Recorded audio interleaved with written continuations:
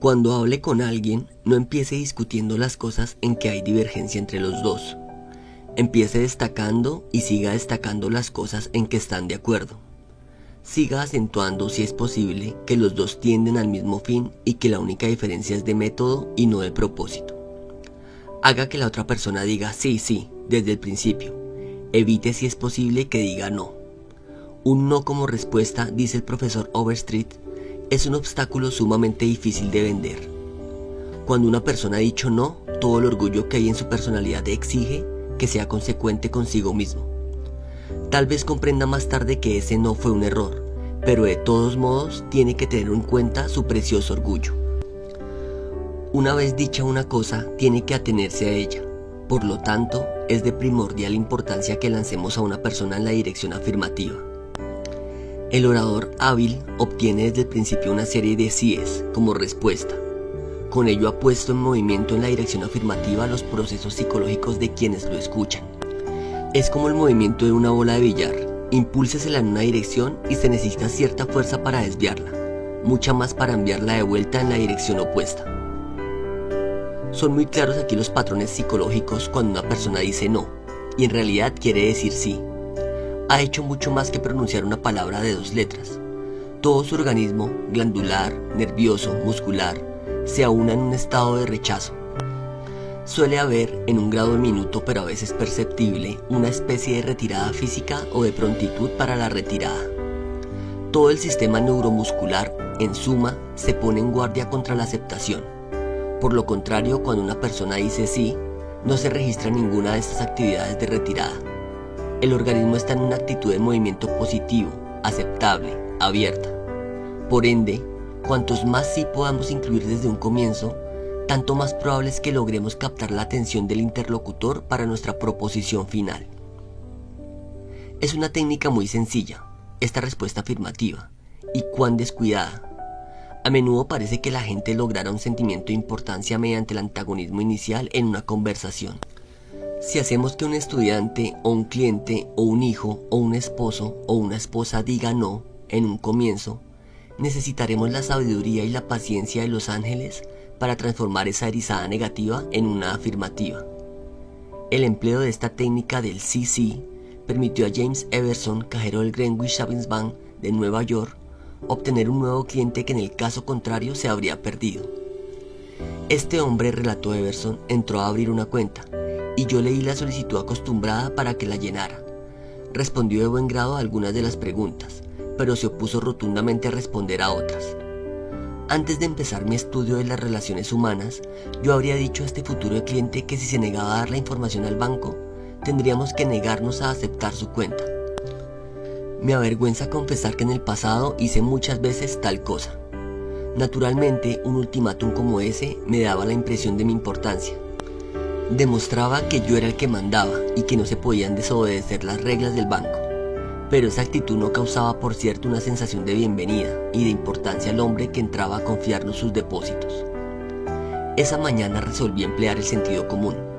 Decidí no hablar de lo que quería el banco, sino de lo que quería el cliente. Y sobre todo, resolví lograr que me dijera sí desde un principio. Le dije que la información que se negaba a dar no era absolutamente necesaria. Pero agregué: supóngase que al morir tiene usted dinero en este banco. ¿No le gustaría que lo transfiriéramos a su pariente más cercano que tiene derecho a ese dinero según la ley? Sí, es claro. ¿No le parece, pues, que sería una buena idea darnos el nombre de su pariente más cercano para que en el caso de morir usted podamos cumplir sus deseos sin errores ni retrasos? Sí, dijo otra vez el hombre.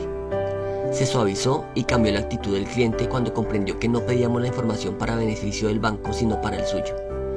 Antes de retirarse, este joven no solamente me dio una información completa, sino que por indicación mía abrió una cuenta auxiliar por la cual designaba a su madre como beneficiaria de sus depósitos en caso de muerte, y respondió con presteza a todas las preguntas relativas a su madre.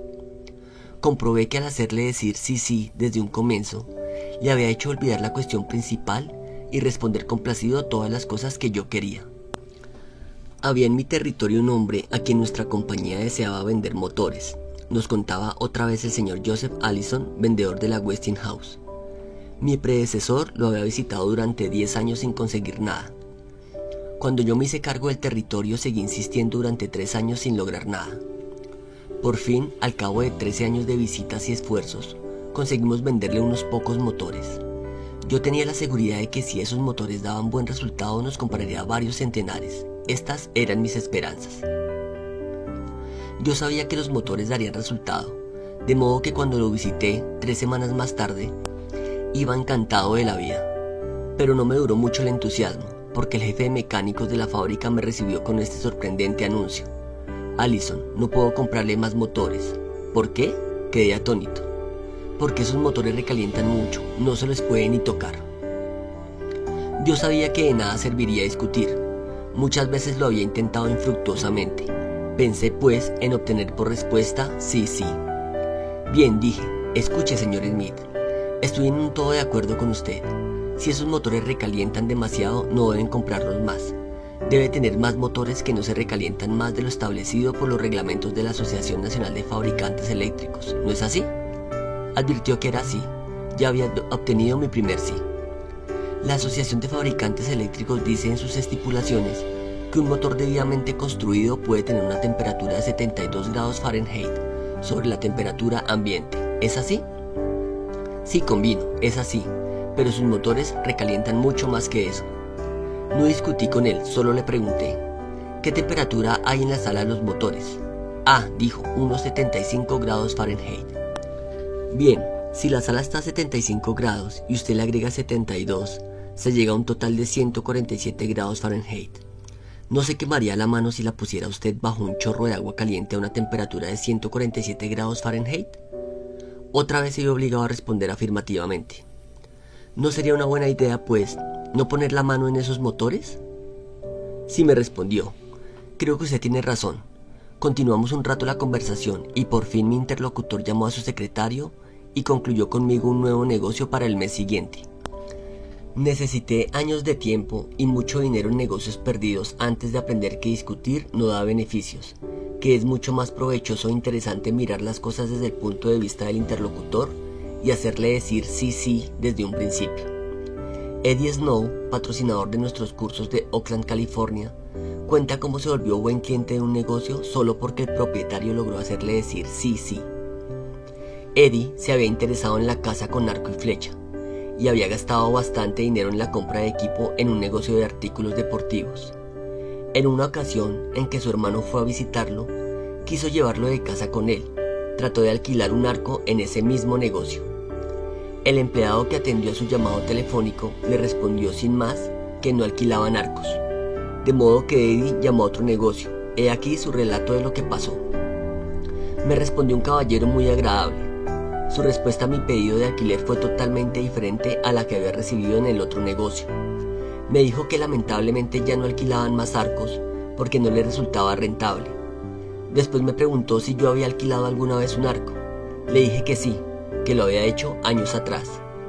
Me recordó que probablemente yo habría pagado entre 25 y 30 dólares por el alquiler. Volví a decir que sí. Entonces me preguntó si yo era de la clase de personas a las que les agrada ahorrar dinero. Naturalmente respondí que sí. Me explicó que tenían equipos de arcos con todos los extras en venta por $34,95. Yo podía comprarme un equipo por solo $4,95 más de lo que me costaría alquilarlo. Me explicó que ese era el motivo por el que habían dejado de alquilar. ¿No me parecería razonable?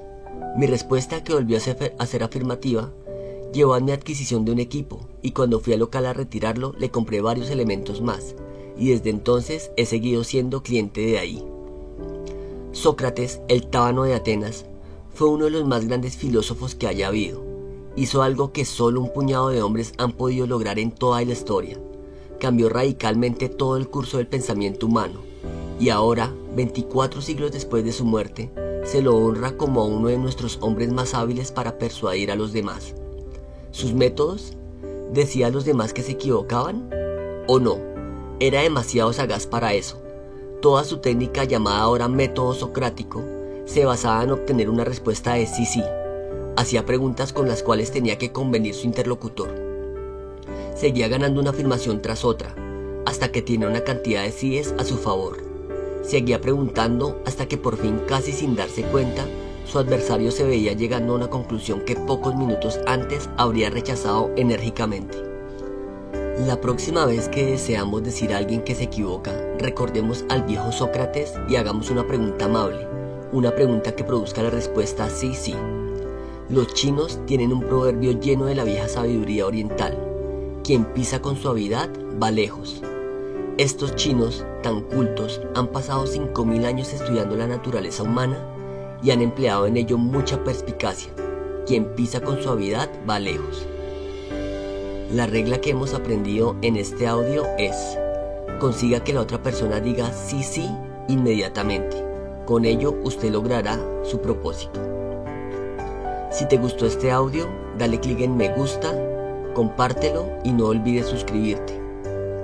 Te habla Alejandro Páez, te envío un fuerte abrazo y nos vemos en un próximo video. Hasta pronto.